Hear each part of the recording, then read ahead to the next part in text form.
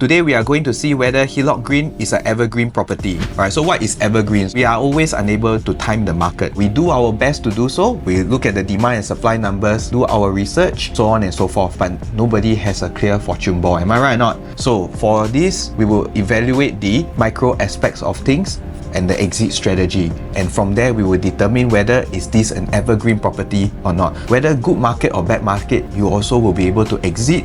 And if you are able to exit, it's more about whether you make more or you make lesser, but both also will still make. First off, we'll start with the framework. Number one, we will look at the rapid fire info of this particular project, because I believe you can see and find all these things online. Number two, why I will not buy Hillock Green.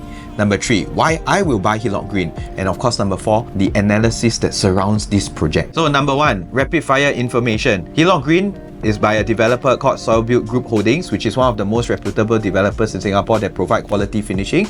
United Engineers Limited as well, they are also big players of the market, and followed by another partnership with CCCC, China Communications Construction Company. Alright, I know everybody, the minute you hear is China, then you all feel, wow, the fear is there. Alright, but let me assure you, please come down to the show flat to take a look. The qualities that they provide is actually one of the better quality ones down there as well. At least they bother to provide marble floorings. Continuing with our rapid fire is 99 years leasehold starting from 19 September 2022. Architect is DP Architects Private Limited. Land size 144,713 square feet. Total number of units 474. Full facilities condo. Next, we will move on to why I will not buy Hillock Green. Number one, location. Because I'm a CCR guy myself, and if your preference is more towards the CCR location, or you find most of your lifestyle and activities gravitating towards the Orchard area or town area or downtown area, then maybe Lentor might not be the best location for you, or it might not be actually your favorable location. Number two, it does not have access to St. Nicholas Girls' School, which is quite a detrimental factor if you are looking for schools, especially for your daughter. And number three, it might actually be a pro, or it also might be a con, which is the developer itself. They are the only developer that is not related to Guko or Hong Leong. Down there in the entire Lentor, all the lands bidded were actually by Guko Land or Hong Leong, which are both related to each other, because one is a parent company, the other one is the child company. So I'll explain to you later why it can be a pro, or it also can be a con, depending on developer pricing strategy. So now let's move on to see why we actually should buy Hillock Green. Alright, so there are a few factors that why I feel Hillock Green can actually be considered. Number one is the renewed pioneer advantage. Number two, exit strategy, especially with those that have the park views. Number three is still having one of the most competitive pricing down there in that area. Number four, lower per square foot versus Lentor Mansion versus Lentor Hill Residences, but most importantly, they get the park views. Number five, it has an improved satellite township. And number six, it has ideal layouts comparing to its resale counterparts. It actually has a better layout compared to the resale, and yet they are selling the same price as the resale. And number seven, which is the market sweet spot. Developer always splits it up into the different phases. So we have three phases. Right now, Hillock Green is still at phase one, which means very little increment, and I call this the market sweet spot. As long as it never goes through exponential price increment, can buy or not?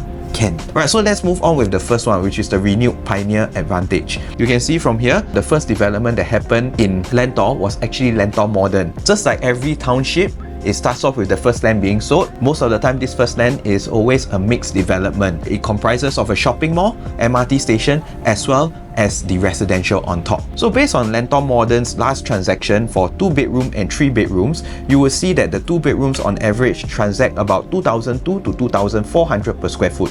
For Lentor Modern, 3 bedrooms itself, you got ranges from 2,000 to 2,300 per square foot. Average is also about 2,200 to 2,400 PSF. If you look at Hillock Green today, the 2 bedrooms are going at 2,200 per square foot, being the second land available there. The 2-bedroom classics, because it belongs to the higher floor, now we are left with the 2,300 to 2,400 per square foot range. For 3 bedrooms, you are still able to achieve 2,000 per square foot, or even 1,009 per square foot, depending on what kind of units that you buy. For 3+ study, you start off with availability of 2,000 per square foot, and 3-bedroom premium 2,000 per square foot. Same for the 4 bedrooms as well. You can find it for 2,000 to 2,200 per square foot, depending on the views. If you look at the site plan down here and the breakdown of how the entire Lentor area actually looks like, we can see from here we have Hillock, which is directly opposite Lentor Modern. Beside, which is plot number 2, right, which is Lentor Hill Residences, and after that below we will have Lentor Mansion, and then we will have Lentor Gardens and Lentor Central, which is Parcel C, and this will be the 5 developments that surround the Hillock Park. Looking at this site plan itself, of course, we also have another one called Lentoria, which is an independent development that is on the separate plot of land opposite of this. So to me, actually, I feel in the Lentor collection area, what you should be focusing on should be the 5 developments that surround the Hillock Park. Alright, so here are all the details that we have broken down for you to showcase to you what the developer costing is, as well as the land prices, as well as the land sizes, so on and so forth. Alright, so moving forward, based on traditional mindset, not everyone may like to stay in a mixed development. Hillock Green actually provides a renewed pioneer advantage because we still can get back similar PSF, although it was a later plot of land sold. Usually when we have the later plot of lands coming in, it would mean that the lands were sold at a higher pricing, and that also means and translate to higher launch price as well. But just nice, you are able to still get back at previous unit prices. Before that, there are some bigger units that also transact at Hillock Green at 1,900 per square foot, so meaning to say you get a renewed opportunity. So if you are somebody that likes privacy, peace, and you want to avoid the hustle and bustle of a mixed development, then Hillock Green, which is directly opposite Lentor Modern, can actually be a very good alternative for you. You get the perks of having the mall beside, you get the convenience and accessibility to the MRT just opposite as well, but yet you do not get the hustle and bustle from a mixed development or the commercial space. Hillock Green actually retains the pioneer advantage and enjoy the same perks of being beside a mall and MRT. Newer project selling the same price or cheaper than the older project. Isn't this a clear advantage for you to begin with already? Number 2, exit strategies due to park views. If you look at the site map itself based on the Lentor collection, you will realize that actually Hillock has the widest frontage facing the park. While you look at Lentor Hill, both blocks face each other. None of the units face the park. And if we look at Lentor Mansion, only one block, which consists of the 4 and 5 bedrooms, faces the park. The only development that has the widest frontage is actually Hillock Green itself, where 2 blocks face to the park and has park views, so that you do not get erratic pricing from the varying views. Due to the slightly higher supply, it boils down to the micro aspects to set each other apart. So only 5 plots of land surround the Hillock Park. Hillock Green is the only one where most blocks are exposed to the direct park views with the widest frontage. Lentor Hill Residence, none faces the park. Lentor Mansion, only one block that consists of the 4 and 5 bedrooms will face the park. Lentor Gardens, if we look at the land shape itself, it has a similar shape to Lentor Mansion, meaning to say more or less have only 1 or maybe 2 blocks that will face the park. Followed by Lentor Parcel C. Odd shape is actually a reflection of the Lentor Mansion land itself. Likelihood, if you look at the frontage, it has a very narrow frontage, which means likely only 1 block will face the park. Using the similar concept and example, we have Kingsford Water Bay. We have 1,165 units with 3 other projects in Hougang area, total 2,768 units, which is similar to the number of units that we have at the Lentor collections. This particular development itself has river/park view facings, and they also have pool views. Now we will expect that the pool views itself will command the premium, just like every other development. Nobody thought that people would actually want the park view or greenery view that much. So if you look at the 3-bedroom transactions that have happened at Kingsford Water Bay, this is the 3-bedroom unit stack. So unit 68, 33, 20 and 59, they are all facing the park. And you look at the profit they have transacted. For unit 1659, there was a profit of 298k, 1620 profit of 312k, 1668 442k, versus the pool view facing one, unit 1107 and 1103, both only made about 100k and 148k respectively. Right, but the main reason you may argue is this: their purchase price for the park view facing is only at 1.117 to 1.129, for the bigger unit is 1.318 and 1.152, whereas the pool view unit purchased at 1.278 and 1.179, meaning to say the pool view, people actually paid more for the pool view. But that was back then's consumer behavior and the developer thought process, that they thought that consumers wanted the pool view, but ultimately because of the park view, they end up making more. Alright, so applying the same concept to Hillock Green, difference of average 250k to 300k of profits just by the facing. Pool facing units were priced higher as compared to usual impression that the premium should be on the pool facing. We apply this same concept to Hillock Green in future when all the plots only have pool view facing and similar landed views, versus Hillock Green that has the park view facing. and they are the only ones that have it with the widest frontage, who will actually perform better. And that is why Hillock Green will ensure you have a clear exit strategy moving ahead. And this is how the view of Hillock Green Park View will look like. Imagine you own one of the units here, and because of the wide frontage, you're actually looking out to such a view down here. Number 3, competitive pricing. Remember what I mentioned just now at the start of the video, where we say the developer is actually Soilbuilt and that consortium of developers, as compared to the surrounding where everybody is all Google Land and Hong Leong, which are related to each other. So basically, you can look at it in two perspectives. Number 1, Google Land has more or less monopolized Lentor area. Hillock Green is the only development that has a different developer, which is by Soilbuilt. Lentor Hill Residence, Lentor Mansion, and Lentor Modern, they are all by Google Land. Google Land more or less has a reputation to keep. Since they own most of the lands down there, their next land cannot be launched and sold at a cheaper price than the previous land, correct? So that's why no matter how much they buy the land for, whether is it cheaper or more expensive, they need to launch at a higher price compared to the previous development that they own. Otherwise, they would have betrayed the trust of their consumers. But Soilbuilt does not have to keep that reputation. They just need to price it strategically, and they price it in advantage to the consumers depending on how much they bought the land for, and they don't have this need to keep up with their reputation even though they bought the land cheaper. So in that sense, this may become your advantage. In fact, Hillock Green itself, if I can show you the statistics, which I'll be showing you in the next few slides, that Hillock Green is actually launched and sold cheaper than the current resales in the area. So here we have a graph that can show you Hillock Green, Lentor Hill Residences, and Panorama. So Hillock Green itself is a new launch. The average PSF is about 2081 PSF, starting from 2062 PSF. Here we have Panorama, which is a resale from 2013. The last transaction that was transacted was 8 April 2024, Unit 1105, 1012 square feet at 2.07 mil at 2046 PSF. By looking at the graphs, we see a 3.46% average PSF gap only. So meaning to say, in absolute value, the resale and the new launch are selling almost the same price with less than 15 PSF difference. In that case, which is better? With less than 15 PSF difference, should you actually buy a new development or a resale? But most importantly, if we prorate this accordingly and we sell Panorama as a brand new property today. Panorama is a 2013 project. It is about 11 years old. 99 minus 11 is 88 left on the leasehold. We prorate it accordingly. 2046 per square foot divided by 88 times back to 99, we will get a PSF of 2301 PSF. In fact, you are actually paying or overpaying for this resale at Panorama, comparing to another new launch in the Lentor area, which is Lentor Hill Residences. It has an average PSF of 2036 per square foot, starting from 2065 per square foot. Again, the new launch being cheaper than the resale. So in that case, which is more opportunistic for you? Panorama 2-bedroom, average profit is 500,000, transacting almost the same quantum as Hillock Green. So here is a chart for you, how much profitability that these consumers have gained. Are you willing to pay 500k of profits to the first owner? That's the first question.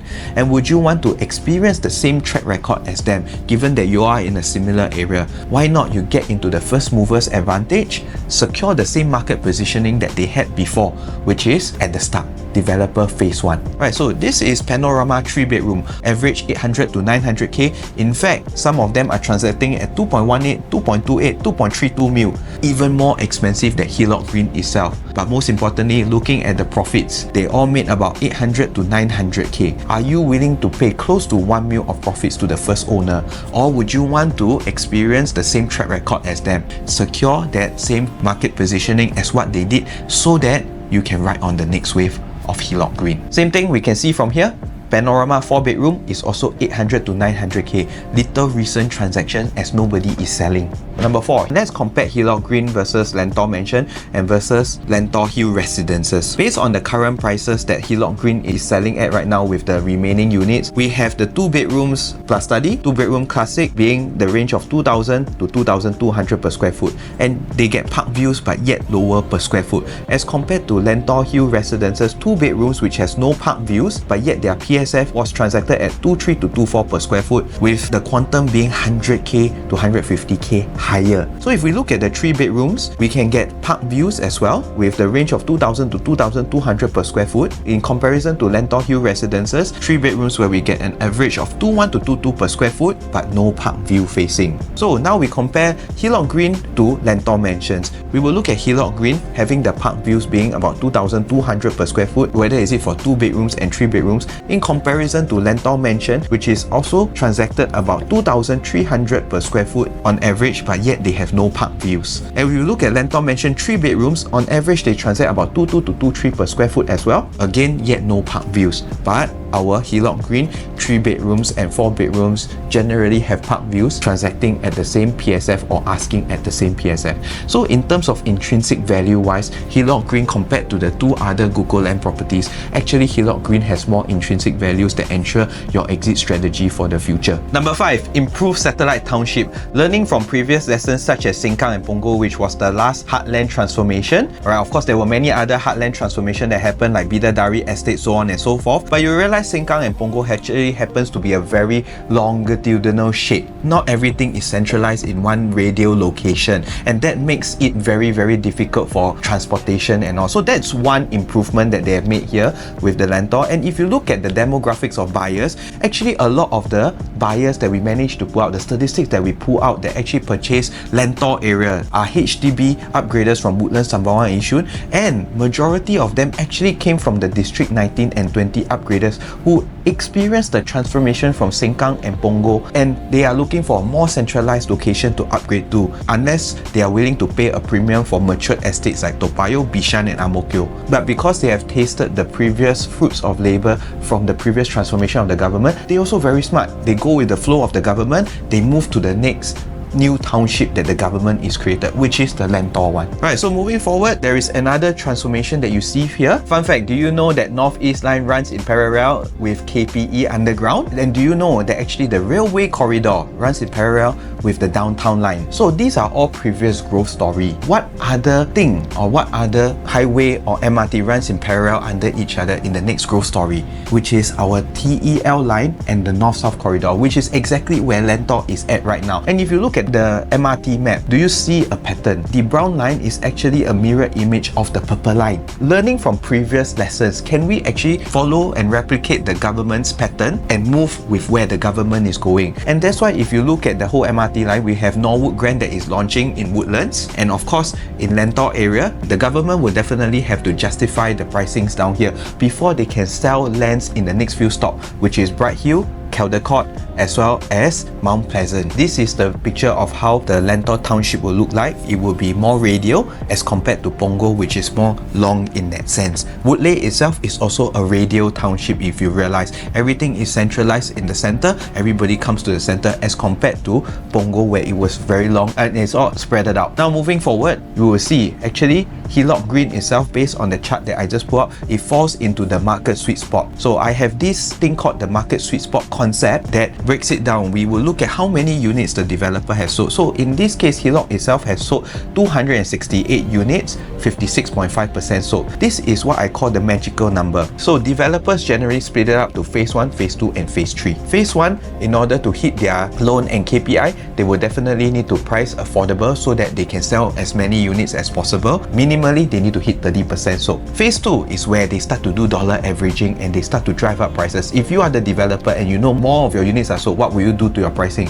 Generally is to drive it up. And finally, towards phase 3, which is towards the completion of the project, that is where you will really drive it up even more. So for Hillock Green itself, I put out the chart and it has only increased 3.286% in general, meaning to say it hasn't gone through the crazy kind of exponential growth like 20% to 30%. If it hasn't gone through that kind of growth, this one can buy or not. So now is your chance to enter, because we are at 56.5% sold. If you are the developer developer and you are at 56.5% sold, what will you do to your pricing next? So just nice, you can still enter competitively now before the developer actually goes into phase 2 and phase 3, which is in your next few steps. There is an urgency to enter Hillock Green right now because based on the number of supply that I've calculated down here, based on September 6, 2024, this is the chart that shows the general supply of the Lentor collection. In total, we have 2,477 units with 2,014 units already sold. We only have a balance of 463 units,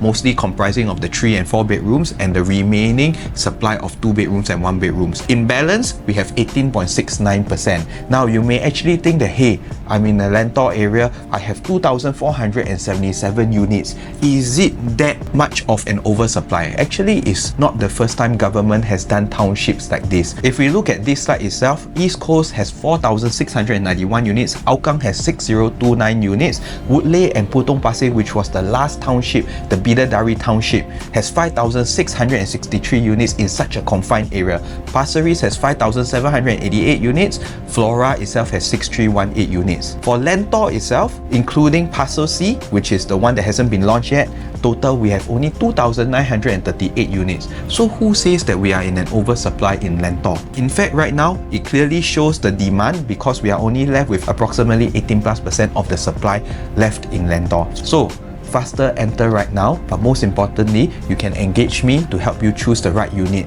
so that we can ensure your exit strategy. Now it comes to number 6.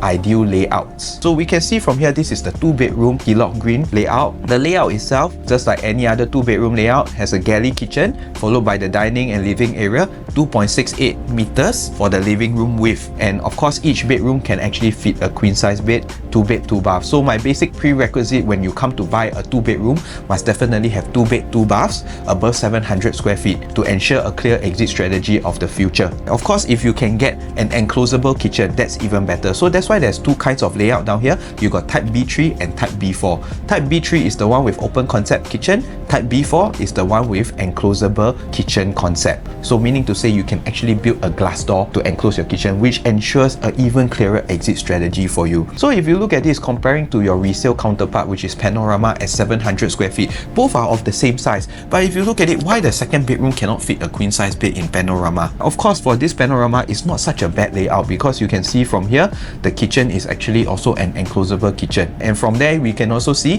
the balcony size itself is a bit excessive, if I must say. And that's why that may have caused the second bedroom to not be able to fit a queen size bed.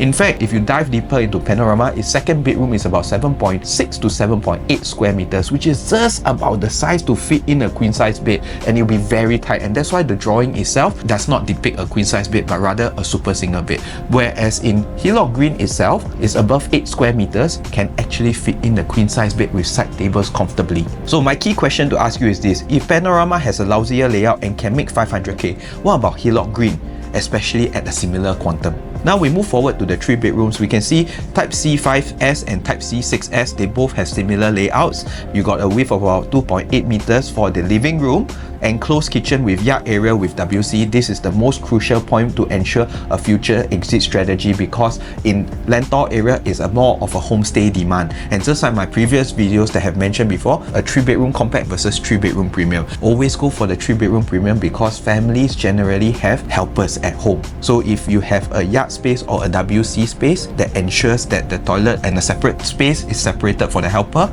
This ensures future exit strategy. For this 3-bedroom plus study, all bedrooms can fit a queen size bed with 2 toilets, enclosed kitchen, living room and a wider dining area so that you can expand your dining options and a reasonable size balcony. As compared to Panorama, like I said, their bedrooms are only about 7.6 to 7.8 square meters, which can barely fit in a queen size bed, and that's why the illustration here does not put a queen size bed. And of course, you get a very excessive balcony with a very wasted space at the corridor when you first enter the house at the main door. Hillock Green layout is more efficient as compared to Panorama. With the same size, Hillock Green actually offers the same layout structure, yet able to fit queen in the third bedroom and an additional study. Panorama has a bigger balcony, longer corridor, and smaller 3-bedroom that cannot fit a queen bed. With the same size and same layout structure, why Hillock Green is able to fit in a study, but yet Panorama unable to do so. So with that in mind, if Panorama has a more inefficient layout but yet still make 1 mil profits, what about Hillock Green that has a more efficient layout? So same goes for the 4 bedrooms. Here is the floor plan for your comparison. So in conclusion, is Hillock Green and Evergreen Property. What really gets to me and what really entices me is actually the park view facings, which most of the developments down there don't get it, and the widest frontage. And these are things that you do not see at the new launch. Because we are so focused on the logical numbers, statistics, trends, and so on, you forget that actually when it comes to resale that time, it's more of an emotional process. So you imagine today, you have the widest frontage development sitting down there facing that Hillock Park, and you actually own one of the units down there. Imagine if you're a buyer and you walk in and you open up to this very beautiful view. Will you be willing to pay more for this? And this is something that is a lifestyle that everybody wants, and it's something uniquely available only to the Lentor area. So if you're already facing the park, which is a very big advantage, which not all developments in Singapore face the park, and you are in part of the transformation satellite township, and your unit actually walk in and open up to this wide frontage of park view, just visualize how beautiful that would be. Whether is it the back market or good market, there will always be a demand and somebody looking for this. To me, that's why Hillock Green has this very big advantage, and it ranks 8.5 out of 10 as my evergreen property. I hope you like this review, and I'll see you in the next one.